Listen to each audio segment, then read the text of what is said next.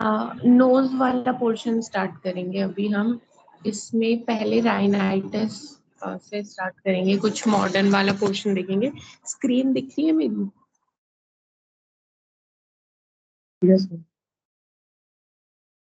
ठीक है, राइनाइटिस पहले स्टार्ट करेंगे। ठीक है, तो इसमें देखो जो राइन, ये बेसिकली राइन जो शब्द होता है, राइनो, राइनस, इस प्रकार का जो शब्द होता है, इसका मतलब रिलेटेड टू नोज होता है। ठीक है, और आइटिस माने तो इन्फ्लेमेशन होता है, तो राइनाइटिस माने इन्फ्लेमेशन ऑफ नोज। ठीक है, नोज में भी किसका इन्फ्लेमेशन?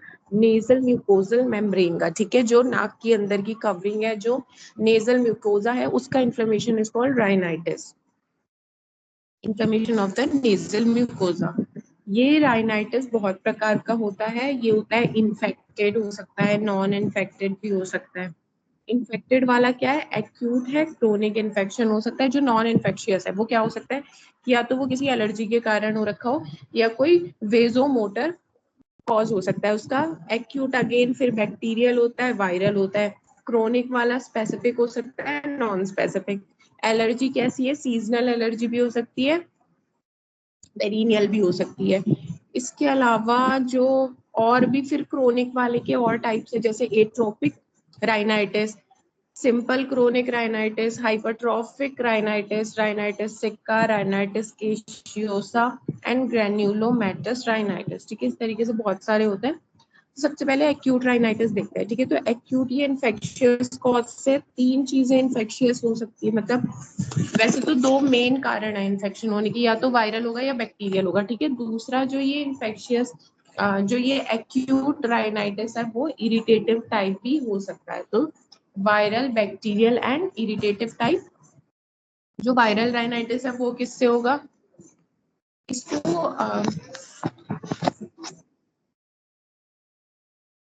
कॉमन कोल्ड से भी रिलेट कर देते हैं। तो ये किसके कारण होता है? Rhino virus basically. ठीक है, ये राइनो वायरस जो कॉमन कोल्ड करता है। इसके अलावा एडिनो वायरस है और पिक्रोना वायरस है। ठीक है, कॉकेक्सी वायरस है। इन सब के कारण बेसिकली वायरल राइनाइटिस देखने के लिए मिलता है। तो कॉमन कॉमन जो वायरसेस है वो आपने नाम लिख देने, ये इसके कॉजेज है। तो क्लिनिकल फीचर्स क्या है? नेजल स्टफनेस लगेगा। ठीक है, राइनोरिया, रनिंग नोज रहेगा लगातार, नाक बहती रहेगी, स्नीजिंग होगी, छींक आएगी, लो ग्रेड फीवर हल्का सा रहेगा। साथ ही साथ क्या है, कुछ सेकेंडरी बैक्टीरियल इन्वेजन्स में ऑल्सो अगर, क्योंकि अभी क्या है, वायरल इन्फेक्शन हो रखा है, तो क्या है इस टाइम पे थोड़ा सा इम्यूनिटी वीक है उसकी। इसी के साथ इसी वजह से कुछ सेकेंडरी बैक्टीरियल इन्वेजन भी देखने के लिए मिल सकते हैं। तो ट्रीटमेंट क्या करेंगे? ट्रीटमेंट कुछ खास नहीं है। वायरल है तो एंटीवायरल एज सच हमारे पास कुछ है नहीं ड्रग्स, तो हम बस बेड रेस्ट के लिए कहते हैं, जब ऐसे जुकाम हो जाए उसे प्लेंटी ऑफ फ्लूइड्स लेता रहे, एंटी हिस्टामिनिक्स, क्योंकि जो हिस्टामिन होता है ना वो भी कहीं ना कहीं स्नीजिंग इंड्यूस करता है। ठीक है, वो इरिटेंट होता है एक प्रकार से। तो अगर हिस्टामिन रिलीज होता है, उस चीज को हम रोकेंगे कि मतलब ज्यादा स्नीजिंग ना हो, ज्यादा रनिंग नोज ना हो। ठीक है, हिस्टामिन स्नीजिंग, रनिंग नोज, इस तरीके की चीजें कराते हैं। साथ ही साथ नेजल डीकंजेस्टेंट्स देंगे, नाक उसको बंद लगेगी तो डीकंजेस्टेंट्स देंगे, एनाल्जेसिक्स देंगे, एंटीबायोटिक्स देंगे। ठीक है, और इसके अलावा कोई सेकेंडरी इन्फेक्शन भी उसके हो गया है तो वो देखेंगे। एंटीवायरल ड्रग्स ऐसा सच कुछ है नहीं हमारे पास, और है भी तो एंटीवायरल ड्रग्स यहाँ काम नहीं करती, क्योंकि क्या है, ये जो वायरस है वो बहुत तेजी से अपना स्ट्रेन बदलता है, तो उतनी जल्दी से उसके अगेंस्ट उतना फास्ट हम लोग चेंज नहीं कर पाते एंटीवायरल ड्रग्स। तो इसी वजह से कुछ एंटीवायरल ड्रग्स का खास रोल यहाँ है नहीं। ये खुद से 3 से 4 दिन में ठीक हो जाता है। ठीक है, मैक्स टू मैक्स 5 से 6 डेज खुद से ठीक हो जाता है। बाकी रेस्ट ही करना है इसमें। और कॉम्प्लिकेशन क्या होता है इसका? तो ये आगे चल के साइनोसाइटिस में बदल जाता है। ठीक है, अभी केवल साइनोसाइटिस का नाम ध्यान रखो, आगे हम डिस्कस करेंगे। इसके अलावा फेरेंजाइटिस है। ठीक है, टॉन्सिलाइटिस में बदल जाएगा, ब्रोंकिटाइटिस में बदल जाएगा। ठीक है, ब्रोंकस ब्रोंकियोल का इन्फ्लेमेशन है, निमोनिया करवा देगा। और ओटाइटिस मीडिया, यानी कि ओटाइटिस मीडिया मिडिल ईयर का इन्फेक्शन होता है। ठीक है, मिडिल ईयर इन्फेक्शन। और उसके अलावा क्या होता है, एक होता है इन्फ्लुएंजा राइनाइटिस। ठीक है, तो ये कौन से वायरस से होगा? Influenza virus A, B and C से हो सकता है। कॉमन कोल्ड के जैसे ही इसमें भी लक्षण आएंगे, रनिंग नोज है, स्नीजिंग है, हल्का फीवर है। ठीक है, नेजल स्टफनेस लगेगा, कंजेस्टेड लगेगा नाक, ठीक है, बंद सा लगेगा उसको, यही कॉमन। जो राइनाइटिस है, राइनाइटिस इज एसोसिएटेड विद एक्जेंथीमास, ठीक है। इसमें क्या है कि मीजल्स है, रुबेला है, चिकन पॉक्स है, इस तरीके की चीजें भी कई बार पाई जाती है। मतलब जैसे मीजल्स डिजीज हो गई, रुबेला है, चिकन पॉक्स है, ये सारी जो बीमारियां है ना, इनमें भी राइनाइटिस या रनिंग नोज पाई जाती है, ये ऐसा बोला हुआ है, ठीक है। इसके अलावा अब ये तो वायरल हो गया, जो बेसिकली एडिनो वायरस से होता है, राइनो वायरस से होता है, और आप एक इन्फ्लुएंजा वायरस लिख सकते हैं। सिम्टम्स बेसिक है, कॉमन कोल्ड वाले, और इसमें ट्रीटमेंट में कोई एंटी वायरल ड्रग का प्रयोग नहीं है, बेसिक डीकंजेस्टेंट्स का यूज है, और एंटी हिस्टामिनिक ड्रग्स है, रेस्ट है, ठीक है। इस प्रकार का बेसिक ट्रीटमेंट है। एंड बैक्टीरियल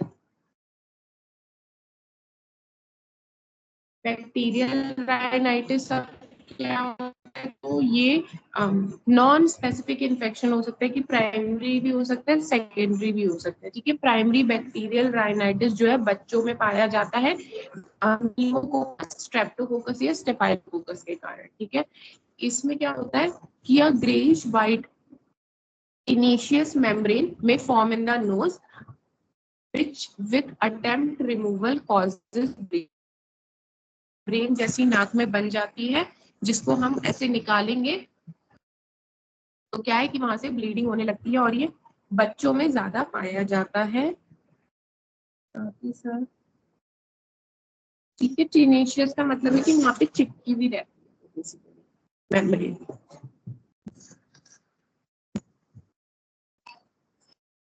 फिर और कौन सा हो सकता है, तो एक डिप्थेरिक राइनाइटिस भी हो सकता है, ठीक है। ये फॉसियल डिप्थीरिया के कारण पाया जा सकता है, कि पहले उसको डिप्थीरिया हुआ, फिर उसके एज अ कॉम्प्लिकेशन ये चीज डेवलप हुई, साथ ही यह कॉम्प्लिकेशन नहीं भी हुई तो साथ साथ हो जाता है उसको, ठीक है। तो ये क्या है कि एक्यूट और क्रोनिक फॉर्म कैसा भी हो सकता है ये। इसमें भी एक ग्रेइश मेम्ब्रेन जैसी नाक के ऊपर, ठीक है, in the inferior turbinates of the nose, membrane is tenacious, tenacious का मतलब मैंने बताया चिपकी भी रहती है और रिमूवल पे ब्लीडिंग करती है, ठीक है। बैक्टीरियल राइनाइटिस में यही ध्यान रखना है कि एक मेम्ब्रेन जैसी बन जाती है नाक के अंदर, और अगर उसको निकालेंगे खुरीच के तो ब्लीडिंग होने लगती है। और ट्रीटमेंट इसमें क्या है, क्योंकि देखो ये डिप्थीरिया के कारण है, तो डिप्थीरिया जो है हाईली कंटेजियस डिजीज है, तो इसमें आइसोलेशन तो सबसे पहला है, देन सिस्टमिक पेनिसिलिन देंगे, एंड डिप्थीरिया का एंटीटॉक्सिन देंगे, क्योंकि ये डिप्थीरिया के कारण है। बाकी जो बेसिक बैक्टीरिया है, नीमोकोकल, स्ट्रेप्टोकोकल, इसमें ज्यादा कुछ खास हमने करना नहीं है, एंटीबायोटिक्स यहाँ पे चलाएंगे और बेड रेस्ट करवाएंगे यहाँ पे। फिर एक टाइप का है, वो है इरिटेटिव राइनाइटिस, ठीक है। ये जैसे उसके नाम से पता चल रहा है इरिटेटिव है, तो इरिटेंट क्या हो सकता है, डस्ट है, स्मोक है, ठीक है, इरिटेटिंग गैस है जैसे कि अमोनिया है, फॉर्मलिन है, इस प्रकार की चीजों के कारण जो राइनाइटिस हो, जो नेजल म्यूकोजा को इन्फ्लेम कर दे, वो है इरिटेटिव राइनाइटिस। ये क्या है, कई बार ऐसा हो सकता है कि ये जो इरिटेटिव राइनाइटिस है can result from trauma on the nasal mucosa, ठीक है, बिकॉज ऑफ इंट्रानेजल मैनिपुलेशन, क्योंकि नाक के अंदर कुछ बार बार छोटे बच्चों की आदत होती है कि नाक के अंदर उंगली करते रहते हैं, या फिर कोई भी, और अगर मान लो कोई सर्जिकली प्रोसीजर हुआ है तो वो चीज इरिटेट कर सकती है नेजल म्यूकोजा को, जिसके कारण इरिटेंट राइनाइटिस हो सकता है। तो क्लिनिकल फीचर्स क्या रहेंगे, कि यहाँ पे रहेगा इंटरमीडिएट कैटरल रिएक्शंस, क्या मेनली क्या आएगा, स्नीजिंग आएगा, स्नीजिंग आएगा, राइनोरिया आएगा, रनिंग नोज आएगा, नेजल कंजेशंस आएंगे, ठीक है। इस राइनोरिया जैसे मैंने बताया रनिंग नोज, और सिम्टम्स जो है pass off rapidly with removing the offending agent, क्योंकि नाम से ही है इसके कि ये क्या है कि इरिटेंट है ना, तो जैसे ही आप इरिटेंट को रिमूव करेंगे ये अपने आप ठीक हो जाता है, ठीक है। इसके अलावा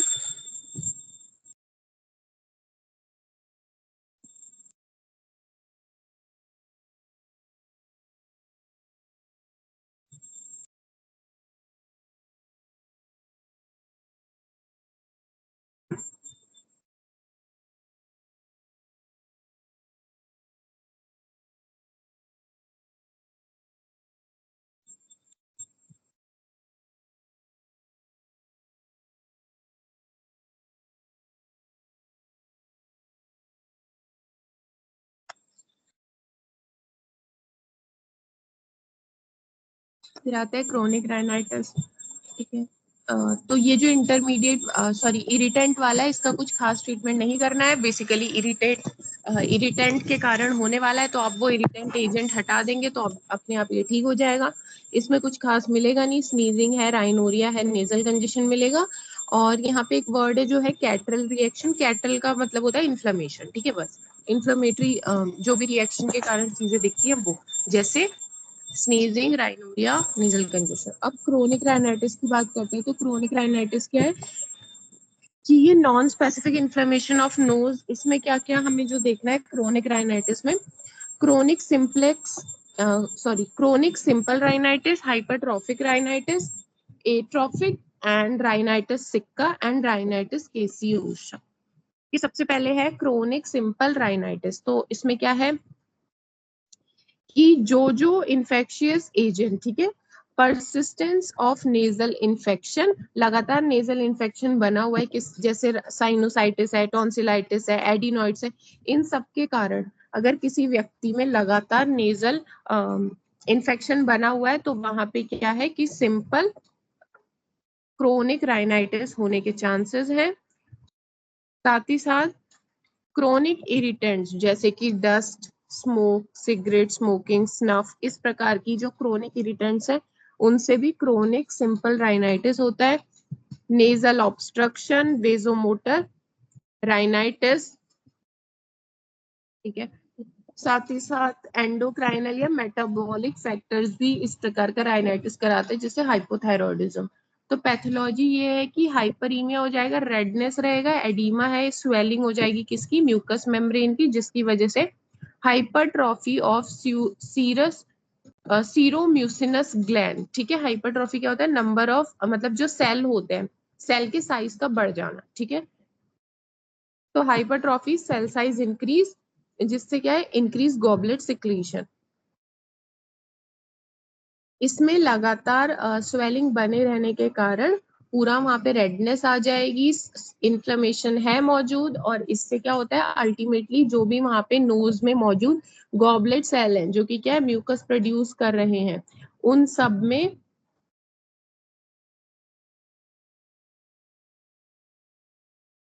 उन सब का भी साइज इंक्रीज करेगा, तो ज्यादा वो म्यूकस प्रोड्यूस करेंगे तो डिस्चार्ज ज्यादा होगा।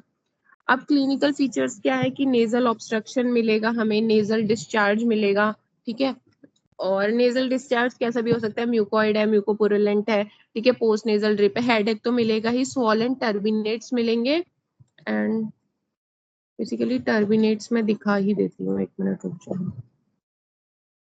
नाक के अंदर एक स्ट्रक्चर होता है जिसको टर्बिनेट कहते हैं।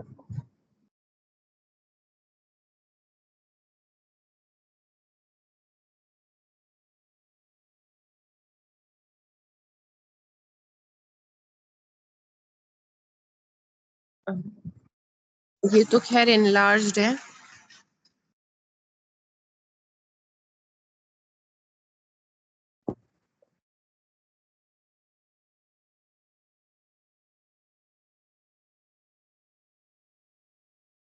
छोड़ो, इसमें नहीं मिल रहा, मैं ऐसी बता देती हूँ। ये जैसे नाक हो गई, ये बीच में हो गया सेप्टम, ठीक है। नाक को दो हिस्से में बांट दिया इसने। अब क्या होता है कि इधर इधर से ना कुछ इस टाइप के प्रोजेक्शंस लटक रहे होते हैं नाक में, 3 प्रोजेक्शंस होते हैं, ठीक है। तो इन्हीं प्रोजेक्शंस का नाम होता है टर्बिनेट्स, ठीक है। इनका नाम होता है टर्बिनेट्स। तो ये हो गया इंफीरियर टर्बिनेट, ये हो गया मिडिल टर्बिनेट, और ये हो गया सुपीरियर टर्बिनेट, ठीक है। तो नाक में 3 टर्बिनेट्स होते हैं, 3 टर्बिनेट्स लेफ्ट साइड में, 3 टर्बिनेट राइट साइड्स में, ठीक है। और नाक जो है बीचों बीच सेप्टम की, नेजल सेप्टम कहते हैं इसको। ये जो बीच में येलो लाइन है इसको कहते हैं नेजल सेप्टम, जो नाक को 2 हिस्सों में बांटती है। एंड के अलावा तो हाँ यही ध्यान रखना है। और हाँ एक और चीज कि जो ये टर्बिनेट्स होते हैं ना, इनके नीचे साइड में ना होल होते हैं, ठीक है। और इन होल्स का नाम होता है मिएटस। तो जैसे इन टर्बिनेट्स का नाम है कि inferior turbinate, middle turbinate, superior turbinate, उसी तरीके से इन होल का भी नाम होता है इंफीरियर मिएटस, मिडिल मिएटस और सुपीरियर मिएटस, ठीक है। इन मिएटस में जो ये होल होता है टर्बिनेट्स के नीचे, बेसिकली यहाँ पे क्या रहता है, कुछ ना कुछ ओपनिंग्स हो रही होती है।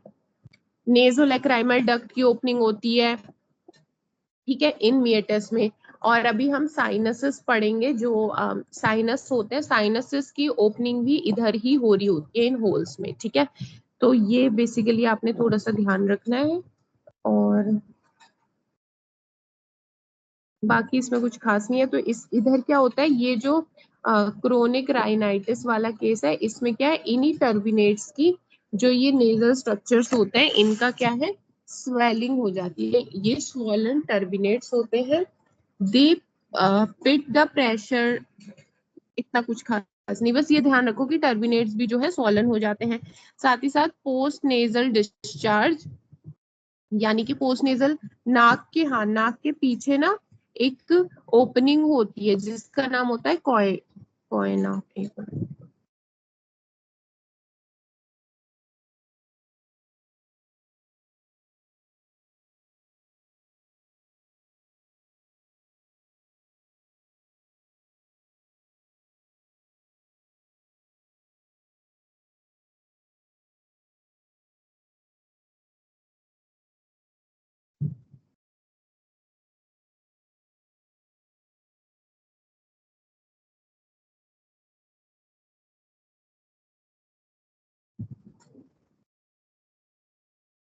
कोयना कहते हैं इसको। ये देखो पीछे जो यहाँ पे डॉट डॉट इंटरनल नेयर्स लिखा हुआ है, ठीक है। इस प्रकार से जो नाक है वो पीछे खुलती है पोस्टीरियरली, ठीक है। एक होल होता है जिसका नाम होता है कोयना। और हाँ, बस इतना ध्यान रखना है। तो पोस्ट नेजल डिस्चार्ज का मतलब है कि नाक से जो म्यूकस है वो कहाँ है, इस कोयना के थ्रू पीछे जा रहा है, फेरिंग्स में ओपन होगा ये कोयना।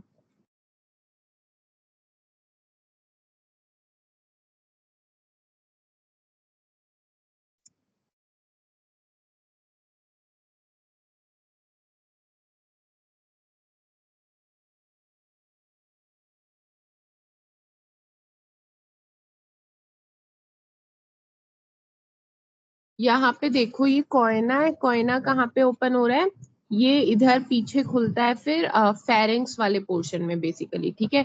ये फेरिंग्स वाले पोर्शन में खुलेगा ये कोयना, ठीक है, ये बस ध्यान रखना।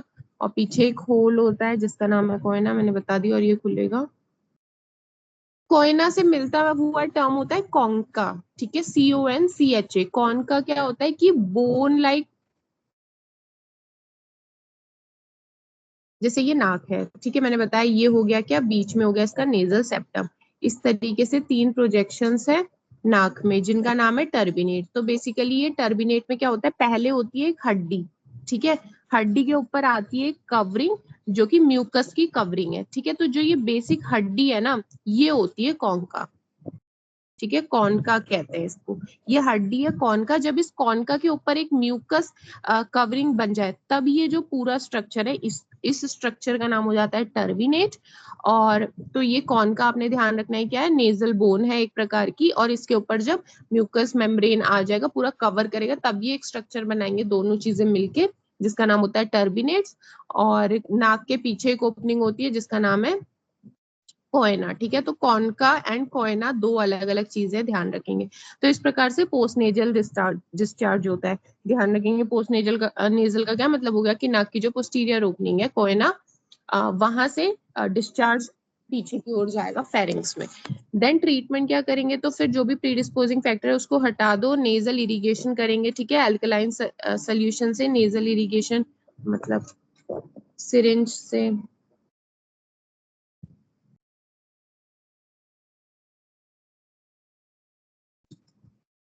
ठीक है, इस प्रकार से, इस तरीके से एल्कलाइन से, एल्कलाइन सोल्यूशन से, इस प्रकार से निडल से क्या है कि हम एक नाक में डालेंगे फिर वो चीज बाहर आ जाती है, ये डालना है। तो ये कहलाता है नेजल इरिगेशन, नेजल वॉश भी इसको कहते हैं। इसके अलावा नेजल डीकंजेस्टेंट यूज करेंगे एंड एंटीबायोटिक्स यूज करेंगे कि इन्फेक्शन हटाने के लिए। उसके अलावा नेक्स्ट जो है, नेक्स्ट टाइप का राइनाइटिस है, वो है हाइपरट्रॉफिक राइनाइटिस। मैंने आपको बताया हाइपरट्रॉफिक शब्द का क्या मतलब होता है, सेल का साइज बढ़ जाना, ठीक है। तो हाइपरट्रॉफिक राइनाइटिस में क्या होगा कि इसमें सेल, जो भी वहां पे सेल है वो सब थिक हो जाएंगे, बढ़ जाएंगे साइज में। तो थिकनेस ऑफ द म्यूकोजा, सब म्यूकोजा सीरोम्यूसिनस ग्लैंड, साथ ही साथ पेरिओस्टियम एंड बोन, ठीक है। सभी हर जगह सब चीज की जो है थिकनिंग मिलेगी, क्योंकि सभी का जो साइज है वो इंक्रीज कर जाएगा। कॉज क्या है कि रिकरेंट नेजल इन्फेक्शन के कारण, ठीक है, क्रोनिक साइनोसाइटिस बना हुआ है, chronic irritation of nasal mucosa, इन सब के कारण ये होता है। सिम्टम्स क्या आएंगे कि नेजल ऑब्स्ट्रक्शन मिलेगा, nasal discharge, thick discharge and sticky आएगा, हेडेक होगा, हैवीनेस ऑफ हेड रहेगा, एंड ट्रांजिएंट एनोस्मिया। एनोस्मिया माने लॉस ऑफ स्मेल, ठीक है, स्मेल नहीं वो कर पाएगा, ट्रांजिएंट है थोड़े टाइम के लिए, परमानेंट लॉस ऑफ स्मेल नहीं हुआ है, कुछ समय के लिए नाक जब तक बंद है उसकी तब उसको स्मेल नहीं कर पाता वो। साइन हमें क्या मिलेंगे कि हाइपरट्रॉफी ऑफ टर्बिनेट्स देखने के लिए मिलेगा, ठीक है। एंड टर्बिनेट मैंने आपको बता दिया, हाइपरट्रॉफी ऑफ टर्बिनेट्स मिलेगा, और टर्बिनल म्यूकोजा इज थिक और does not fit on pressure, जब प्रेशर लगाएंगे तो वो उसमें गड्ढा नहीं पड़ता है क्योंकि इतनी थिक हो गई है वो, और लिटिल श्रिंकेज भी यहाँ पे देखने के लिए मिलेगा। इसके अलावा मैक्सिमम चेंजेस जो है इंफीरियर टर्बिनेट में देखने के लिए मिलेंगे, मलबेरी अपीयरेंस हो जाएगा इंफीरियर टर्बिनेट का। इसमें बस दो चार बातें ध्यान रखना कि जो सारी की सारी टर्बिनेट्स है वो हाइपरट्रॉफीड होंगी, ठीक है, स्वेल होके बड़ी हो गई होंगी, और साथ ही साथ जो मैक्सिमम चेंजेस है वो इंफीरियर टर्बिनेट में देखने के लिए मिलेंगे, मलबेरी जैसा वो हो जाएगा। ट्रीटमेंट क्या है इसका, ट्रीटमेंट में क्या करना है कि जो भी कॉज है पहले तो उसका पता लगाना है और उसको हटाना है, ठीक है। बात और साथ ही साथ क्या है, टर्मिनेट जो भी है उनका साइज बढ़ गया तो बेसिकली उसका साइज हमें छोटा करना है, तो उसके लिए हम लोग लीनियर कॉटराइजेशन का प्रयोग करते हैं। सम म्यूकोजल डाइथर्मी है, कैरी क्रायो सर्जरी ऑफ टर्बिनेट्स किया जाता है, पार्शियल और टोटल टर्बिनेक्टमी। एक बार जब ना सेल का साइज बढ़ जाता है तो वापस आप उसको श्रिंक नहीं करा सकते, तो आप कैसे चेंज कर सकते हो कि थोड़ा सा टुकड़ा काट के हटा दो ज्यादा से ज्यादा, क्योंकि अब वो एक बार बढ़ गया साइज, एक बार हाइपरट्रॉफी हो गई तो वापस से आप उसको नॉर्मल साइज में नहीं ला पाओगे, ठीक है। इसीलिए इस प्रकार के प्रोसीजर्स, कॉटराइजेशन है, ठीक है, क्रायो सर्जरी है, डाइथर्मी है, इस प्रकार के प्रोसीजर सिर्फ इसलिए किए जा रहे हैं ताकि थोड़ा सा उसका साइज जो है छोटा किया जा सके, जो अपने आप अब नहीं होगा, ठीक है। इसके अलावा सब mucosal resection of turbinate bone, अगर ज्यादा ही प्रॉब्लम हो रही है तो टर्बिनेट बोन को यानी कि कोंका को हटाना भी पड़ सकता है, और लेजर्स का प्रयोग, इन सब का प्रयोग करके जो हाइपरट्रॉफी हो रखी है टर्बिनेट की उसको कम किया जाए। कंपनसेटरी हाइपरट्रॉफिक राइनाइटिस, ठीक है, ये क्या होता है, कंपनसेटरी जिसे नाम से पता चल रहा है, यानी कि कुछ ना कुछ डिफेक्ट है जिसमें एज अ कंपनसेशन ये चीज जो टर्बिनेट्स है वो साइज में बढ़े हुए हैं। तो in case of mark deviation of nasal septum to one side, ठीक है, मैंने आपको बताया नेजल सेप्टम क्या होता है, ये बीच वाली लाइन, ये इक्वल हाफ में डिवाइड करती है, ठीक है। अब ये इक्वल हाफ में डिवाइड ना करके थोड़ा सा इस साइड ज्यादा खिसक गई, ठीक है। अब उसने क्या किया, इक्वल हाफ में ना बांट के इस प्रकार से एक साइड ज्यादा बड़ा कैविटी हो गया,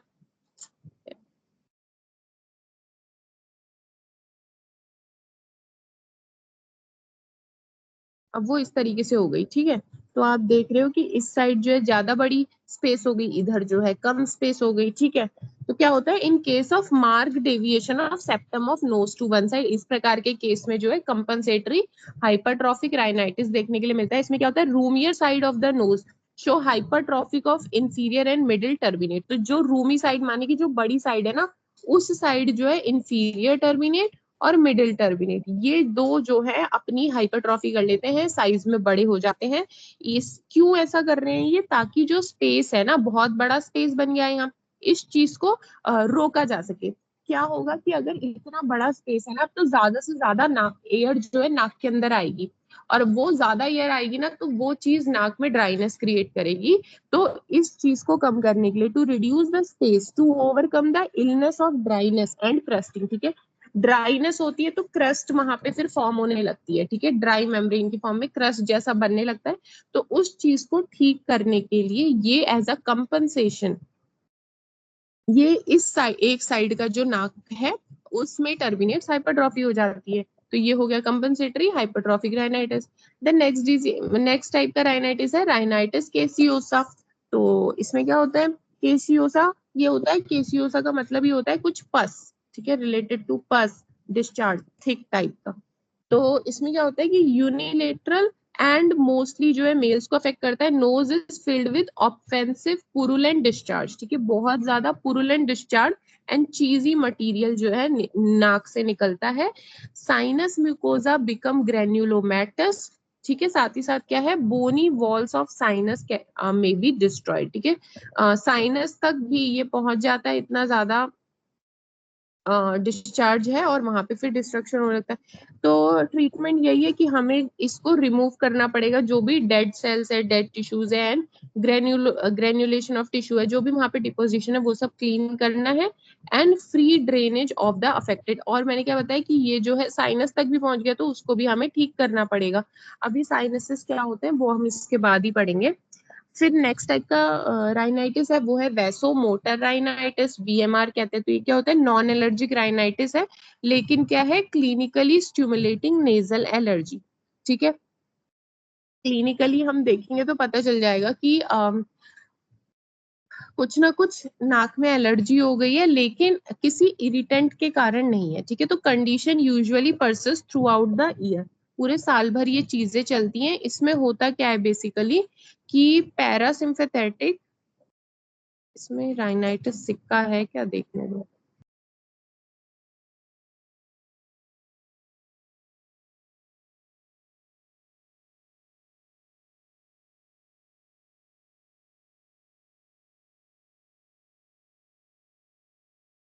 ठीक है, तो पैथोजेनेसिस में क्या होता है कि parasympathetic stimulation causes vasodilation and engorgement, ठीक है। पैरासिम्पैथेटिक स्टिमुलेशन के कारण वेसल्स डायलेट हो जाती हैं, बड़ी हो जाती हैं। Over activity of parasympathetic system क्या करता है कि एक्सेसिव सिक्रीशन नेजल ग्लैंड से भी कराने लगता है। इसी प्रकार का कल हमने एक डिजीज मतलब एक सिंड्रोम देखा था जो कि फ्रेज सिंड्रोम था। वहां पे क्या था कि नॉर्मली स्वेट ग्लैंड्स में सिंपैथेटिक वो सप्लाई होती है, लेकिन सर्जरी के बाद एज अ कॉम्प्लिकेशन क्या होता है, वहां पे पैरासिम्पैथेटिक भी सप्लाई होने लगती है, तो बहुत ज्यादा स्वेट का प्रोडक्शन होता है। तो वही चीज है कि यहाँ पे भी जो पैरासिम्पैथेटिक सिस्टम है वो ओवर एक्टिव होने के कारण बहुत ज्यादा नेजल डिस्चार्ज नेजल ग्लैंड से कराने लगता है। Autonomic nervous system is under the control of hypothalamus before emotional play a great role in vasomotor rhinitis, ठीक है।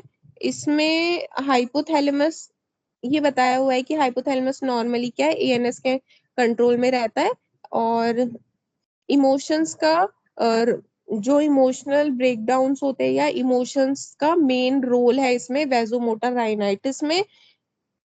Nasal mucosa is also hyperreactive and respond to severe non-specific stimuli जैसे कि change in temperature, humidity, ये सारी चीजों को nasal mucosa बहुत जल्दी से रिएक्ट करता है। आपने देखा भी होगा कि एकदम से गर्म जगह से आप ठंडी जगह पे जाओ, मतलब एकदम से बाहर से आओ, तुरंत पानी पी लो ठंडा, तो क्या है कि एकदम से टेम्परेचर चेंज होने के कारण आपको नेजल म्यूकोजा जो है रिएक्ट कर जाती है, नेजल डिस्चार्ज होने लगता है। तो यही चीज है कि नेजल म्यूकोजा हाइपर एक्टिव होती है काफी सारे स्टिमुलस के लिए, जैसे चेंज इन टेम्परेचर है, ह्यूमिडिटी है, इन सब में, ठीक है। तो इसमें बस ये ध्यान रखना कि ये जो वेजोमोटर वाला है वो क्यों हो रहा है, because of over activity of parasympathetic. बाकी ऑटोनोमस वाला फालतू है कि इमोशनल रीजन से ये वो कुछ मत करो, ठीक है। मेन ध्यान रखो ये, और ये दूसरा कि इसमें जैसे कि चेंज इन टेम्परेचर है, ह्यूमिडिटी है, इन सब के कारण भी वेजोमोटर राइनाइटिस देखने के लिए मिलता है। चाहो तो बस ध्यान रख लेना कि इमोशंस जो है वो भी कहीं ना कहीं वेजोमोटर राइनाइटिस करवा देते हैं, ठीक है। देन सिम्टम्स की बात करें तो वही है कि इसमें स्नीजिंग होगी, ज्यादा मॉर्निंग में होती है, ठीक है। इसमें हाँ स्नेजिंग होगी, राइनोरिया रनिंग नोज होगा, प्रोफ्यूज एंड वाटरी होगा, स्पेशली नेजल ऑब्स्ट्रक्शन है, post nasal drip. Post nasal drip का मतलब मैंने बताया कि जो पोस्टीरियर ओपनिंग है वहां से फेरिंग्स में जा रहा है नेजल डिस्चार्ज। साइन की बात करें तो क्या है, nasal mucosa over the terminate is generally congested and hypertrophic, ठीक है। टर्मिनेट्स के ऊपर क्या है, हाइपरट्रॉफिक ट्रॉफिड मिलेगा, वो स्वेल्ड मिलेगा एंड कंजेशन मिलेगा। कॉम्प्लिकेशन क्या है कि नेजल पॉलिप है, नेजल पॉलिप बन जाता है, इसी के कारण हाइपरट्रॉफिक राइनाइटिस बन जाता है एंड साइनोसाइटिस बन जाता है। ट्रीटमेंट क्या करना है कि जिन भी कारणों से ये हो रहा है उन सबको अवॉइड किया जाए, जैसे टेम्परेचर चेंज है, ठीक है। इमोशनल स्ट्रेसेस है उनको अवॉइड किया जाए, इस प्रकार की चीजें, ह्यूमिडिटी है उससे हो रहा है तो उसको अवॉइड करो। तो ये सब जो भी प्रवोक करते हैं सिम्टम्स को, उन सब चीजों को अवॉइड करो। एंटीहिस्टामिनिक्स का प्रयोग करना है। ओरल नेजल डीकंजेस्टेंट्स यूज करेंगे। टॉपिकल स्टेरॉइड देंगे, क्योंकि क्या था, टर्मिनेट्स की हाइपरट्रॉफी भी थी, तो उस चीज को कम करने के लिए थोड़ा बहुत हम स्टेरॉइड्स का प्रयोग भी करते हैं। और साथ ही साथ पूरा जो नेजल म्यूकोजा है ना, उसका भी यहाँ पे स्वेलिंग है, कंजेशन है, इसलिए ज्यादातर करेंगे, क्योंकि जो हाइपरट्रॉफी होगी उसको तो चेंज कर पाना पॉसिबल नहीं है, मैंने बताया। हाइपरट्रॉफी का मतलब ही क्या है कि सेल साइज का बढ़ जाना, तो उसको नहीं चेंज आप कर सकते। बस ये है कि जो रेडनेस है, कंजेशन है, कंजेशन माने कि पूरा वहां पे ब्लड सप्लाई का इंक्रीज हो जाना, जिसके कारण वहां रेडनेस हो गई है, तो उस चीज को कम करने के लिए स्टेरॉइड्स का प्रयोग करेंगे। सिस्टमिक स्टेरॉइड्स खाने के लिए भी दे सकते हैं। Psychological factor should be remove, ठीक है, जो भी इमोशनल स्ट्रेसेस हैं वो सब हटाने। सर्जरी में क्या किया जा सकता है इस वैसोमोटर राइनाइटिस के लिए, तो क्या है कि nasal obstruction can be relieve by major, मतलब कितना बड़ा नेजल टर्मिनेट हो गया है उसके थोड़ा सा साइज को कम करके हम कोशिश कर सकते हैं कि नेजल ऑब्स्ट्रक्शन को रोका जाए, क्योंकि हाँ टर्मिनेट्स का साइज बढ़ गया तो वो नाक को बंद करने का काम कर रहे हैं। एक्सेसिव राइनोरिया है तो क्या है, relieved by sectioning of the parasympathetic secretomotor fibres of the nose, ठीक है। तो parasympathetic activity basically overactive होने के कारण ही सारी दिक्कतें, तो क्या कर सकते हैं कि इस चीज से बचने के लिए हम पैरासिम्पैथेटिक सिक्रीटोमोटर फाइबर्स जो है उनको हटा सकते हैं, नाक के कट कर सकते हैं, ठीक है। और इसके अलावा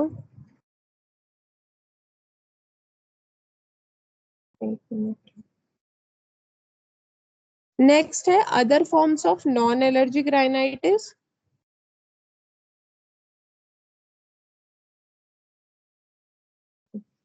कुछ और टाइप्स है नॉन एलर्जिक राइनाइटिस के, तो जैसे है ड्रग इंड्यूस्ड हो सकता है, ठीक है। और राइनाइटिस मेडिकामेंटोसा, नाम से पता चल रहा है, मेडिकामेंटोसा, मेडिसिन के ओवर यूज से। तो कौन सी मेडिसिन के ओवर यूज से?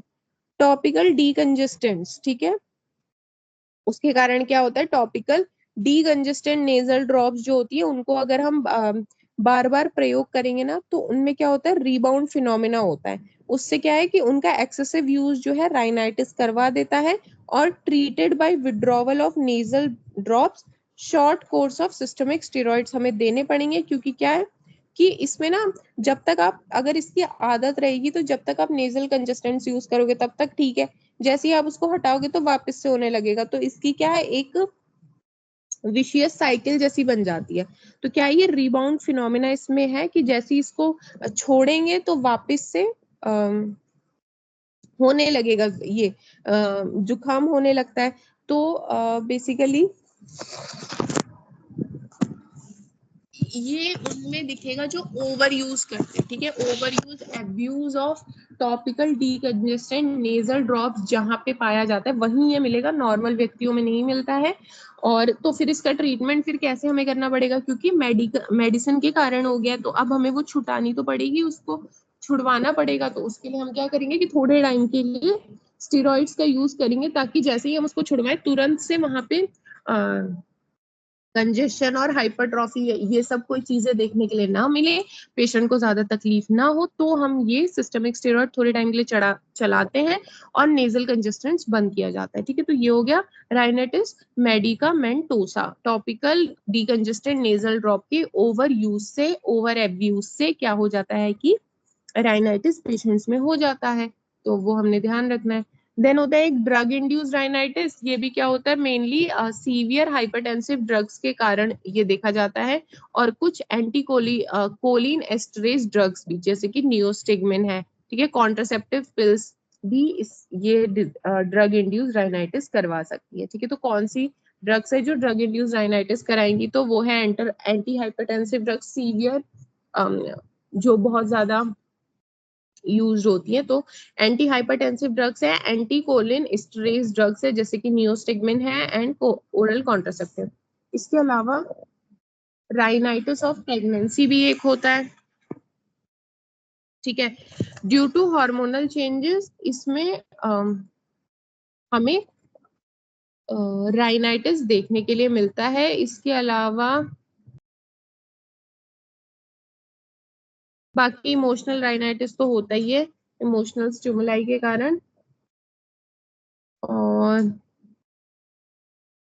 राइनाइटिस ड्यू टू हाइपोथायरॉयडिज्म भी होता है ये, यहाँ पे पैरासिम्पैथेटिक एक्टिविटी ओवर डोमिनेंट हो जाती है जिसके कारण running nose and non airflow rhinitis, जो कि क्या है, seen in the patients of laryngectomy and tracheostomy. ठीक है,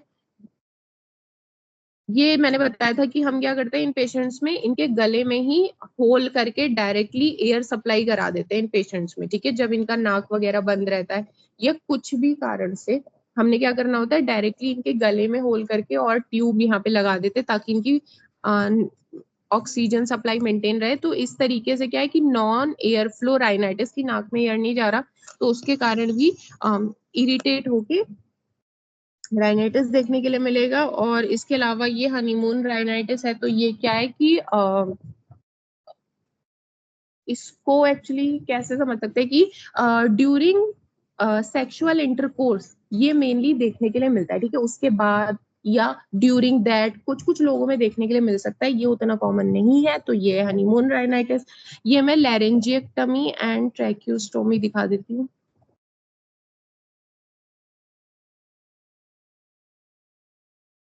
ये देखो इस तरीके से, इनमें क्या है, कुछ भी कारण हो सकता है, मतलब कोई भी ऑपरेशन हो रहा है या कुछ भी। ठीक है, तो हम इस तरीके से सीधे सीधे इनके गले में कट लगा के और ऐसे डायरेक्टली एयर सप्लाई की जाती है कि कुछ कारण से हम इंट्यूबेट नहीं कर पा रहे इसको। ठीक है, वैसे तो हमने क्या करना था, लैरिंजियोस्कोप इनके गले में डाल के कराना था एयर सप्लाई करनी थी, लेकिन अगर हम नहीं कर पा रहे तो हम ऐसे करते हैं।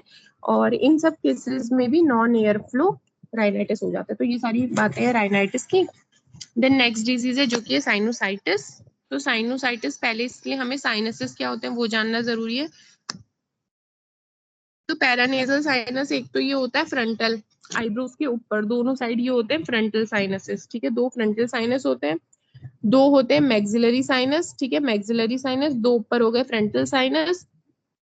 देन इथमॉइड साइनस होता है, इसमें उतना अच्छे से दिखा नहीं है।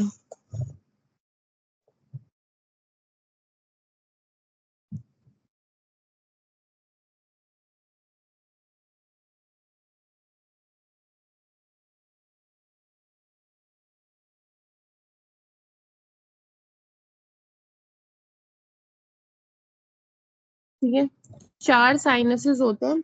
Maxillary silence sinus orange colour का है। इथमोइडल साइनस, यहाँ पे एक्चुअली इथमोइडल वाला और स्फिनोइड वाला इधर दोनों साथ में ही होते हैं। स्फिनोइड बोन के अंदर जो साइनसेस होते हैं वो होते हैं स्फिनोइड साइनस। ठीक है, and ethmoid near the eyes समझ लो, एंड फ्रंटल जो है आईब्रोज के ऊपर रहते हैं। यहाँ पे देखो, इसको देखो, इससे ज्यादा सही समझ आएगा। फ्रंटल आईब्रो के ऊपर, मैक्सिलरी इधर गाल में, एंड इथमॉइड जो है आंख के पास। स्फिनॉइड ऐसे नॉर्मली दिखता नहीं है क्योंकि वो बीचों बीच होता है, तो बाहर से देखना इज नॉट पॉसिबल। अभी मैं उसको दिखाती हूँ। स्फिनॉइड बोन में मौजूद होता है, और यहाँ पे टर्बिनेट्स आप देख सकते हैं किस तरीके से नोज में मौजूद है। ठीक है, एंड नेजल सेप्टम भी दिखाया हुआ है। ये देखो स्फिनोइड साइनस ना इस तरीके से पीछे होता है, तो फ्रंट व्यू अगर हम फेस का ले रहे हैं तो हमें दिखेगा नहीं, वो इधर दिखेगा। देखो यहाँ पे रेड कलर का बना रखा है, इस तरीके से पीछे रहता है वो। ठीक है, तो ये हो गया स्फिनोइड साइनस। तो चार साइनस होते हैं बेसिकली।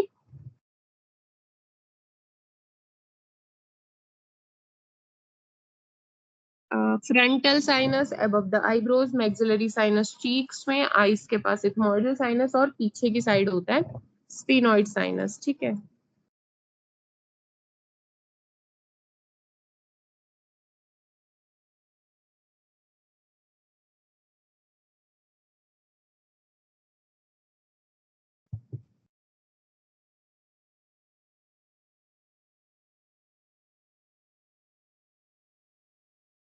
फ्रंट व्यू से तो आपको दिखा पाना पॉसिबल नहीं है स्फिनोइड साइनस। इस तरीके से स्फिनोइड बोन के अंदर मौजूद होता है। ठीक है, ये ग्रीन ग्रीन कलर का दिख रहा है ये। ठीक है, स्फिनोइड बोन के अंदर मौजूद होता है ये साइनस। अब ये साइनस होते क्या है, साइनस होते हैं एक खाली हॉलो स्पेस, एयर फिल्ड खाली हॉलो स्पेस। ठीक है, air filled hollow spaces are called sinuses. ठीक है, मैं डेफिनेशन में नहीं लिखी है साइनस की।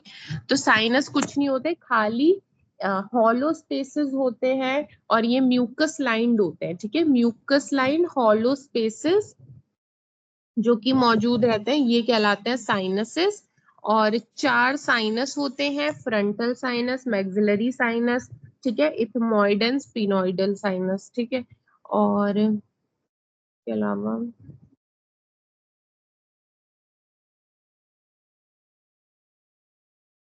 आप ना साइनस की डेफिनेशन लिख लो क्योंकि इसमें नहीं दी हुई है। तो साइनस की डेफिनेशन आप बस ऐसे इतना ध्यान रखना कि ये एक कैविटी और स्पेस होते हैं जो कि हॉलो स्पेस होता है, ठीक है। Hollow space lined by mucus, इनकी कवरिंग भी होती है, ये खाली हॉलो स्पेस है ना, इसके अंदर कवरिंग मौजूद रहती है। एंड बस इतना ध्यान रखना। और तो बाकी यही है।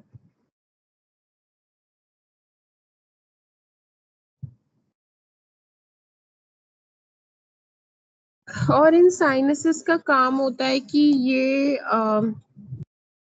एयर को थोड़ा फिल्टर करती हैं, वार्म एंड मॉइस्ट करती हैं, ठीक है, ताकि नाक के लिए अच्छा रहे। और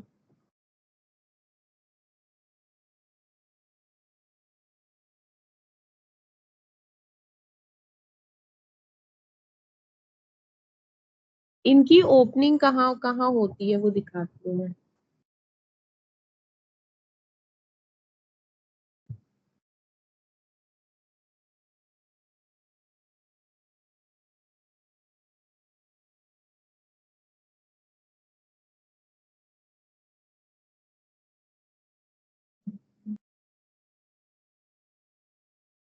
इसमें है ही नहीं वो फोटो।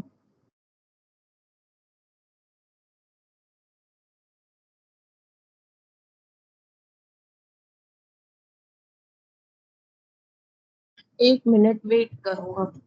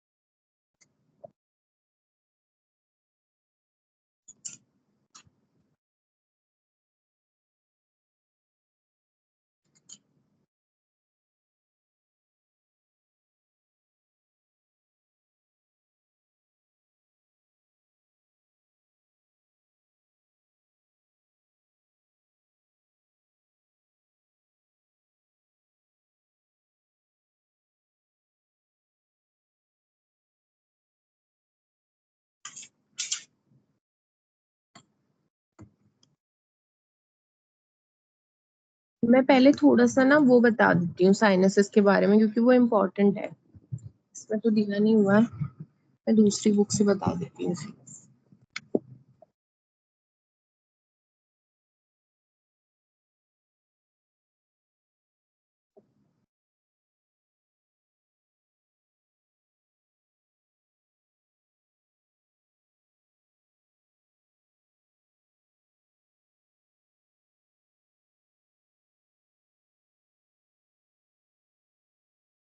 हाँ, ये होते हैं पैरानेजल साइनसेस, 4 प्रकार के होते हैं। फ्रंटल होता है, मैक्सिलरी है, इथमोइडल एंड स्फिनोइडल साइनस होता है, ठीक है। तो साइनसेस बेसिकली क्या होते हैं, तो the human skull contains four major pair of hollow air filled cavities, ठीक है, जिनका नाम साइनसेस होता है। ये क्या है, they are connected to space between the nostrils, ठीक है। जो टर्बिनेट के नीचे होल होते हैं ना, मीएटर्स मैंने बताया था, वहां पे ये जो है कनेक्ट होती है। साइनसेस क्या करती हैं, help insulate the skull, reduce its weight and allow resonance of voice, ठीक है। एक तरीके से बॉयंसी टाइप प्रोवाइड करती है, स्कल को जो है इंसुलेट करती हैं, उसका जो है वेट थोड़ा सा कम करती हैं क्योंकि ये खाली हॉलो स्पेसेस है ऑब्वियसली। और रेजोनेंस ऑफ वॉइस के लिए रहती है। 4 पेयर ऑफ साइनसेस होते हैं, फ्रंटल, मैक्सिलरी। फ्रंटल कहाँ है, फोरहेड पे, आईब्रोज के ऊपर, मैक्सिलरी साइनस क्या है, चीक्स पे, इथमॉइडल क्या है, आईज के पास होती है, स्फिनॉइडल जो है बिहाइंड द आईज होते हैं, स्फिनॉइड बोन में। इसके अलावा ईच ईच साइनस क्या है, each is connected to nasal cavity by narrow drainage tube जिसका नाम है ऑस्टिया। ठीक है, टर्बिनेट्स के नीचे जो होल होते हैं नाक में जिसका नाम मिएटस है, वहां ये बेसिकली सारे के सारे साइनसेस खुलते हैं with the help of a drainage tube जिसका नाम ऑस्टिया होता है। These tubes drain directly into the lateral wall. ठीक है, ये जो हमने पढ़ी ना नाक की जिसमें ये लटके हुए थे टर्बिनेट्स, तो यही जो है ना, ये साइड की, ये एक लेटरल वॉल हो गई, ये एक लेटरल वॉल हो गई। ठीक है, तो ये दोनों जो है लेटरल वॉल ऑफ नोज कहलाती हैं। तो क्या है कि these tubes drain directly into the lateral wall of the interior nose through intricate tissues of the inner nose called as turbinates and the conchae. मैंने आपको बताया कि ये ट्यूब्स कहाँ खुलती हैं, बेसिकली टर्बिनेट्स के नीचे। ठीक है, टर्बिनेट्स या कॉन्का के पास ये खुलती हैं। एंड कौन का क्या होती है, वो बोन जिसके ऊपर म्यूकस लगा है और वो फिर बनाया है टर्बिनेट। ठीक है, तो वहां ये खुलते हैं ये ट्यूब बेसिकली, जो कि साइनस की ड्रेनिंग है। और the sinus are lined by, किससे लाइन होते हैं, साइनस की एक कवरिंग होती है जिसका नाम है सीलिएटेड म्यूकस मेम्ब्रेन, जिसका दूसरा नाम है mucoperiosteum. Inflammation of sinus is called sinusitis. ठीक है, और एंटीरियर साइनस होता है, पोस्टीरियर साइनस होता है। क्या है कि एंटीरियर साइनसेस में चलो इतना तो नहीं बता ही देती। एंटीरियर साइनस में क्या क्या आएगा, frontal, anterior and middle ethmoidal sinus. और ये कहाँ खुलते हैं, हाइटस सेमिल्यूनेरिस में। एंड पोस्टीरियर जो साइनसेस है, जो कि पोस्टीरियर इथमॉइडल साइनस है, वो superior meatus and sphenoid sinus जो है स्फिनो पैलेटाइन रिसेस में खुलता है। तो ये जो नाक है, ये हो गया एक टर्बिनेट, दो टर्बिनेट, तीन, एक दो तीन। इसके ऊपर जो ये खाली स्पेस है ना, ये जहाँ पे कुछ नहीं मौजूद है, ये जो एरिया है ये कहलाता है स्फीनो पैलेट।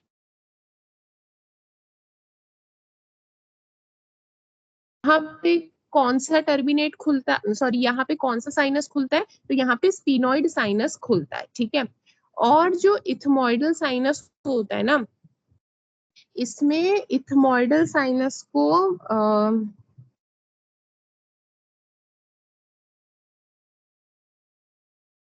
एक्चुअली तीन भागों में बांटा जाएगा। रुक जाओ एक मिनट।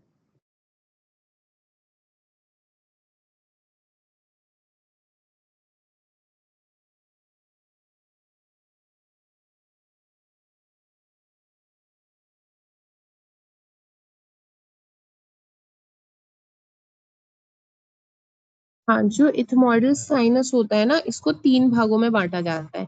एंटीरियर, और एक होता है मिडिल वाला, और एक होता है पोस्टीरियर वाला। ठीक है, तो anterior ethmoidal sinus, posterior ethmoidal sinus and middle ethmoidal sinus. तो इसमें से जो, ये मैं इसलिए बता रही हूँ क्योंकि जो दो ये इसके आगे वाले भाग हैं, यानी anterior and middle ethmoidal sinus, ये तो खुलते हैं हाइटस सेमिल्यूनेरिस में। ये एक स्ट्रक्चर होता है नाक में, मैं अभी दिखाती हूँ। और बाकी जो पोस्टीरियर वाला इथमोइडल साइनस है, ये खुलता है सुपीरियर मिएटस में। सुपीरियर मिएटस कहाँ है, इधर। ठीक है, इधर सुपीरियर टर्बिनेट के नीचे जो होल है वो है सुपीरियर मिएटस। तो आपने कहना है कि जो पोस्टीरियर इथमोइडल साइनस है वो खुलेगा सुपीरियर मिएटस में। बाकी जो एंटीरियर और मिडिल इथमोइडल साइनस है, anterior and middle ethmoidal sinus, ये खुलते हैं हाइटस हेमिल्यूनेरिस में। और साथ ही साथ जो फ्रंटल साइनस है वो भी खुलेगा हाइटस हेमिल्यूनेरिस में। एंड स्फिनोइडल तो मैंने आपको बता दिया कि स्फिनोपैलेटाइन रेसिस में खुलेगा। And hiatus hemilunaris, semilunaris sorry, हेमिल्यूनेरिस।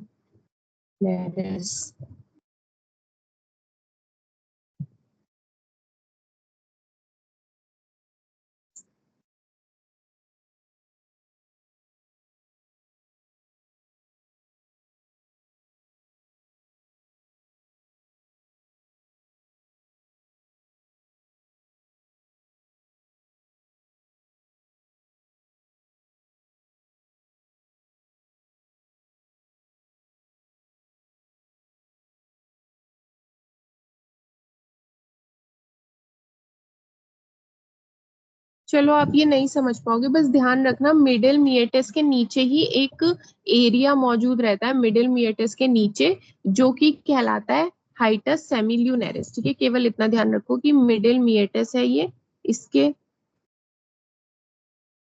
ये जो मिडिल मिएटस है ना, यहाँ पे एक एरिया मौजूद रहता है छोटा सा, जिसका नाम है हाइटस सेमिल्यूनेरिस, और इधर ही ये ओपन होता है। कौन? फ्रंटल साइनस का ड्रेनिंग यही होगी। ठीक है, and anterior and middle ethmoidal sinus भी इधर ही आके ड्रेन करेंगे। किधर?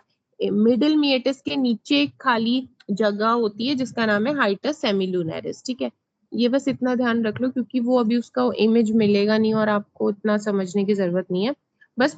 और हाँ, ये पता होना चाहिए कि कौन सा जो साइनस है वो कहाँ पे खुलता है। ठीक है, तो फ्रंटल वाला, एंटीरियर एंड मिडिल इथमोइडल, ठीक है, ये सब खुलेंगे हाइटस सेमिल्यूनेरिस में, जो कि क्या है, एक एरिया होता है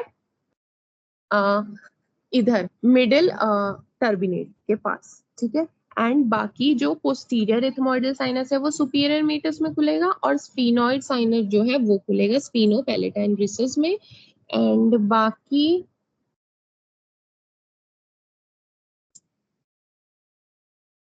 इसमें अब एक जो है मैक्सिलरी साइनस के लिए नहीं बताया हुआ है इसमें। एक मिनट।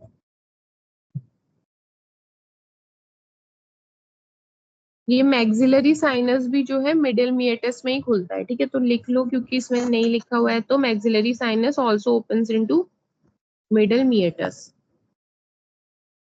तो अगर आप ये सेमिल्यूनेरिस ना याद करना चाहे तो मिडिल मिएटस ध्यान रख लो कि फ्रंटल, मैक्सिलरी और anterior middle ethmoidal sinus opens into middle meatus या मिडिल टर्बिनेट के पास। एंड बाकी जो पोस्टीरियर वाले हैं, यानी कि पोस्टीरियर इथमोइडल, वो सुपीरियर मिएटस में, and sphenoid sinus sphenopalatine recess में, जो कि मैंने दिखा दिया इधर ऊपर वाला जो एरिया है। ठीक है, बस इतना सब ध्यान रखना, उससे ज्यादा करने की जरूरत नहीं है। और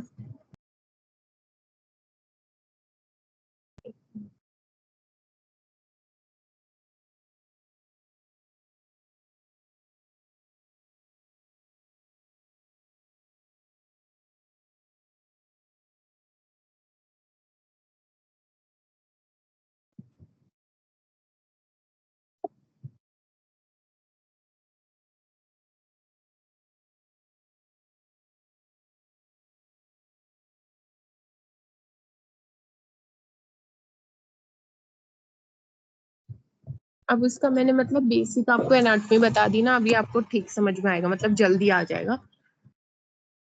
तो अब देखो, अब इसकी अब होता है कि एक्यूट साइनोसाइटिस। तो एक्यूट साइनोसाइटिस क्या है कि नाम से पता चल रहा है कि इसमें acute inflammation of the sinus mucosa होगा। और ये क्या है, मोस्टली मैक्सिलरी साइनस को इन्वॉल्व करता है। इथमोइडल, फ्रंटल और स्फीनोइड में ही पाया जाता है, बट मोस्ट कॉमनली जो होगा वो होगा मैक्सिलरी साइनस में। साइनोसाइटिस जो है मल्टी साइनोसाइटिस हो सकते हैं। ठीक है, और पैन साइनोसाइटिस हो सकता है। साइनोसाइटिस ओपन टाइप भी हो सकता है, क्लोज टाइप भी हो सकता है। तो अब बात करते हैं साइनोसाइटिस की इटियोलॉजी की, कि क्या क्या इसके कारण है। तो बैक्टीरिया होते हैं कुछ जो कि साइनोसाइटिस करा देते हैं, जैसे स्ट्रेप्टोकोकल निमोनिया, हीमोफिलस इन्फ्लुएंजा है, ठीक है, मोरेक्सेला है, इसके अलावा स्ट्रेप्टोकोकस है, स्टेफाइलोकोकस है, क्लेबिसिला है। ठीक है, इस प्रकार के बहुत सारे जो बैक्टीरिया हैं वो साइनोसाइटिस करा सकते हैं। इसके अलावा क्या है, कुछ नेजल इन्फेक्शन है, जैसे कि वायरल राइनाइटिस भी, viral rhinitis followed by bacterial invasion, ये भी साइनोसाइटिस करा देगा। स्विमिंग एंड डाइविंग, इसमें क्या है, infected water enters into the sinus through the ostia. Ostia मैंने बताया क्या है, डक्ट है साइनसिस की, जो कि ओपन होगी कहाँ, मिएटिस में। ठीक है, टर्बिनेट के नीचे खुलेंगे जो। और ट्रॉमा, कोई भी कंपाउंड फ्रैक्चर और द पेनिट्रेटिंग इंजरी, चोट मतलब कोई फ्रैक्चर हो गया फेस में, तो वहां पे भी क्या सीधे सीधे साइनस इन्वॉल्व हो जाएगा। कोई डेंटल इन्फेक्शन है तो वो भी करवा देगा। इसके अलावा और क्या क्या है कारण इसके, तो लोकल कॉजेज में कुछ आता है, अब ये प्री डिस्पोजिंग कॉजेज है, ठीक है, एक तरीके से रिस्क फैक्टर भी समझो कि ऑब्स्ट्रक्शन टू लोकल में क्या है कि obstruction to sinus ventilation and drainage, ठीक है, कि साइनस का प्रॉपर वेंटिलेशन नहीं हो पा रहा है, उसकी जो ओपनिंग है कहीं ना कहीं वो ब्लॉक है। तो ओपनिंग कहाँ है, टर्बिनेट के नीचे, तो ब्लॉक कैसे होगी, जब टर्बिनेट्स की हाइपरट्रॉफी हो जाए, ठीक है, और डेविएटेड नेजल सेप्टम हो, ठीक है, नाक का वो बीच वाला जो सेप्टम है वो टेढ़ा हो जाए, तो वो भी क्या है, कहीं ना कहीं टर्बिनेट्स को पुश करके दबाएगा, टर्बिनेट दबेंगे तो ऑटोमेटिकली उसके नीचे जो होल है जहाँ पे वो साइनस खुल रहे हैं वो भी बंद हो जाएगा। फिर पॉलिप, नेजल पॉलिप भी बंद कर सकता है, ठीक है। Oedema of the ostia, ostia होता है कि डक्ट ऑफ द साइनसेस, इसके अलावा कोई नियोप्लाज्म है, एडिमा ऑफ द ऑस्टिया, ये सारी चीजें। इसके अलावा और क्या लोकल कॉज है इसके, तो stasis of secretion in the nasal cavity, जैसे कि एनलार्ज एडिनॉइड्स है, सिस्टिक फाइब्रोसिस है, कॉन्कल एट्रीजिया है, इन सब के कारण क्या है, नेजल कैविटी का जो डिस्चार्ज है वो बाहर नहीं निकल पा रहा, अंदर ही जमा हो गया है, ठीक है। तो ये, इसके अलावा प्रीवियस अटैक ऑफ साइनोसाइटिस आ रखा है तो वो लोग भी जो है प्रोन रहते हैं। इसके अलावा कुछ जर्नल रिस्क फैक्टर या कॉजेस मान लीजिए तो कोल्ड एंड वेट क्लाइमेट, ये एक रिस्क फैक्टर है, ठीक है, जो कि रहता है रिस्पॉन्सिबल। इसके अलावा पुअर जर्नल हेल्थ, यानी कि जिसको मीजल्स है, chicken pox and nutritional deficiency, systemic disorder है, वहां पे ये काफी कॉमनली पाए जाते हैं।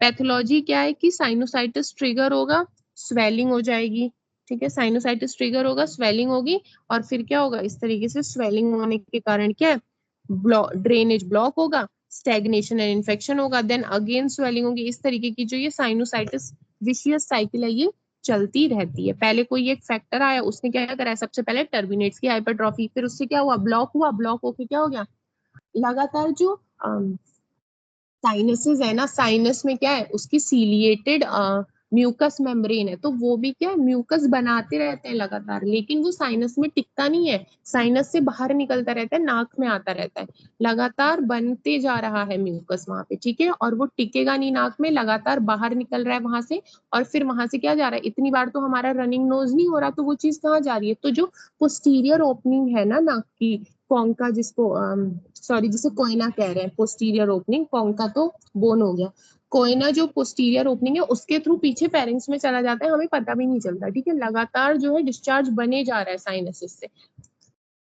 तो अगर वो टर्मिनेट, देखो क्या हुआ कि जैसे ही कोई इन्फेक्शन हुआ, स्वेलिंग हो गई टर्मिनेट की, तुरंत स्वेलिंग होती क्या हो जाएगा, साइनसिस का ड्रेनेज ब्लॉक, टर्मिनेट स्वेल हुए, उसके नीचे का होल बंद हो गया, तो क्या होगा, जो भी उसमें जो म्यूकस बन रहा है लगातार साइनसिस में, वो स्टैग्नेशन होगा और इन्फेक्शन होगा, अगेन स्वेलिंग कराएगा, और ये इस तरीके की जो विशियस साइकिल है वो चलती रहेगी। देन अब बात करते हैं एक्यूट मैक्सिलरी साइनोसाइटिस की, जो चीक्स के साइनसेस है उनका इन्फ्लेमेशन की बात करेंगे। तो एक्यूट मैक्सिलरी साइनोसाइटिस में क्या है, इसके कारण डेंट, दांत, मतलब ये क्या है, चीक्स के पास, तो एक डेंटल कॉज माना जाता है कि पेरीएपिकल डेंटल एब्सेस हो गया, ओरोएंट्रल फिस्टुला बन गया, ओरोएंट्रल माने कि दांत, ओरल कैविटी और उस मैक्सिला के बीच में फिस्टुला बन गया, ठीक है, ये देखो इस प्रकार से।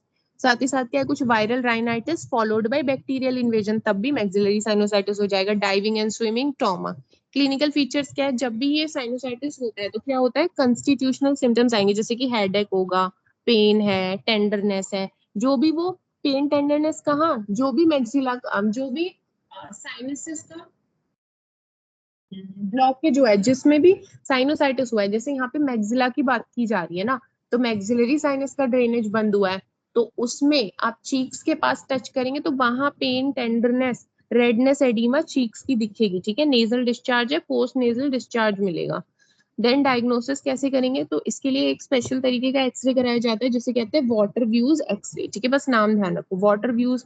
आपसे कोई पूछ ले कि पैरानेजल साइनसिस के लिए, ठीक है, या साइनसिस के लिए हमने अगर कोई एक्सरे कराना है, आप पैरानेजल साइनस की जांच कैसे करेंगे, कौन सा एक्सरे होता है, तो आपने नाम ध्यान रखना है वाटर्स व्यू एक्सरे, बस और कुछ नहीं। वाटर्स व्यू एक्सरे में क्या है, साइनसेस क्लियरली विजिबल हो जाते हैं, तो जो भी दिक्कत होगी उसकी पकड़ में आ जाएगी, स्वेलिंग होगी, इन्फ्लेमेशन होगा, ब्लॉकेज होगा तो वो दिख जाता है, ठीक है। इसके अलावा सीटी स्कैन भी किया जा सकता है, ट्रीटमेंट है नहीं, और क्या होता है, एंटीरियर नेजल एंडोस्कोपी, एंडोस्कोपी तो हम सभी जगह करके चेक कर लेते हैं, यहाँ पे देखो बता रहे हैं कि पस is seen in the middle meatus, ठीक है, क्योंकि जो मैक्सिलरी साइनस है कहाँ खुल रहा था, मिडिल मिएटस में, तो वहां पे पस है तो माने उसका ब्लॉक हो रखा है, इसलिए बाहर नहीं निकल पा रहा। ये देखो यहाँ पे दिखा रखा है फ्रंटल साइनोसाइटिस की, इसमें वहां पे ये इस तरीके से इन्फ्लेमेशन है, इथमॉइडाइटिस यानी इथमॉइड साइनस का, फिर मैक्सिलरी साइनोसाइटिस हो रखा है, इसकी स्वेलिंग हो रखी है। ये हमें उतना पता नहीं चलेगा, बट हाँ ध्यान रखिए। और क्या टेस्ट करते हैं, ये ट्रांस इल्यूमिनेशन टेस्ट है, इस प्रकार से चेक करते हैं, ठीक है। देखते हैं बेसिकली। तो ट्रीटमेंट क्या है कि एंटी माइक्रोबियल ड्रग्स दे दीजिए, एम्फिसिलिन है, एमॉक्सिसिलिन है, एरिथ्रोमाइसिन है। नेजल डीकंजेस्टेंट्स दे दीजिए, steam inhalation, analgesics and foam होट फॉर्मेंटेशन, और साथ ही साथ एंट्रल लेवाज कर दीजिए। एंट्रल लेवाज क्या है, वही मैंने आपको दिखाया था ना कि सिरिंज से डाल रहे थे नाक में और वो पानी निकल जा रहा था, सारा सफाई कर रहे थे बेसिकली नाक की, तो वही है। फिर अब एक आता है फ्रंटल साइनोसाइटिस, ठीक है। मुझे ऐसा लगता है कि आज की क्लास के लिए काफी हो गया। ये जो है मैं आपको नेक्स्ट क्लास में डिस्कस करूंगी। ये जो फ्रंटल साइनोसाइटिस है ना, ये वो वहां सिरो रोग में भी आया था ये, ठीक है। तो उससे भी रिलेट करके कल हम इसको या जब भी नेक्स्ट क्लास होगी तो उसमें डिस्कस करेंगे, ठीक है। क्योंकि आज के लिए बहुत ज्यादा हो जाएगा, फिर इतना आप रिवाइज नहीं कर पाओगे। तो जो मैंने साइनस की एनाटॉमी बताई है वो आप देख लेना, और इसके अलावा हमने राइनाइटिस डिस्कस किया है, वो पढ़ लेना, और थोड़ा सा जो साइनोसाइटिस मैक्सिलरी वाला किया है वो आप देख लेना। बाकी जो फ्रंटल वाला है, जो फोरहेड वाला है, मतलब आईब्रोज के ऊपर जो साइनसेस मौजूद है, उसका जो है हम कल देखेंगे, ठीक है वो। और थोड़ा सा फिर एपिस्टेक्सिस भी अगर कल हो जाएगा तो वो भी देख लेंगे, ठीक है। तो अभी के लिए इतना ही करेंगे, थैंक यू।